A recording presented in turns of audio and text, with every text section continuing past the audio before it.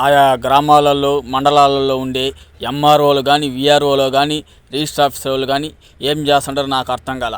ఎక్కడ చూసినా చెరువులు కబ్జా అయిపోతున్నాయి. యా గ్రామంలో చూసినా, యా మండలంలో చూసినా, యా జిల్లాలో చూసినా, ఏ రాష్ట్రంలో చూసినా మొత్తం చెరువులు కబ్జాలు అయిపోతున్నాయి. ఆఖరికి అడవులు కూడా కబ్జాలు అయిపోతున్నాయి. ఫారెస్ట్ వాళ్ళు కూడా ఏం చేస్తుంటారు నాకైతే అర్థం కాలేదు. వీళ్ళంతా లంచాలకి ఏమన్నా అలవాటు అయిపోయినారు ఏమో. ఎక్కడ చూసినా చెరువులు కబ్జా అయిపోయినాయి. ఎక్కడ చూసినా పక్కన కైలు ఉండేవాడు చెరువుని కబ్జా చేసుకొని పడుతున్నారు. ఎక్కడ చూసినా అడవులు పక్కన కైలు ఉండేవాడు అడవులను ధ్వంసం చేసుకొని ఆక్రమించుకునేస్తున్నాడు. ఇది మారు ఆక్రమించుకునేస్తామంటే మీరు ఏం చేస్తూ ఉన్నారు? ప్రతి ఒక్కరూ నిలదీయాలి కదా. దయచేసి ఇంక నుంచి అయినా సరే చెరువులను అడవులను కాపాడండి. ఎందుకంటే రాబోయే కాలంలో మనకి నీళ్లు దొరకవు.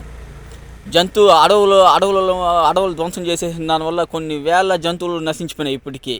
ఇది మాట చేసుకుంటూ పోతే మానవ మనుగడే అంతరించిపోతుంది. దయచేసి ఇంక నుంచి ఆలోచించండి.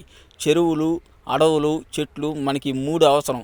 వీటిని కాపాడుకోకపోతే మనమే చంపుకున్నట్టు లెక్క. దయచేసి అర్థం చేసుకొని చెరువులను, అడవులను, చెట్లను కాపాడుతారని మీ పాదాల కాడు తల ఉంచి వేడుకుంటాడా. మీరు లంచాలు తీసుకొని కూడా ఎట్టన పోండి. ఈ 3టినైనా కాపాడండి. ఇది ఉంటేనే మానవ మనుగడ ముందుకు పోతుంది. జై హింద్, జై భారత్.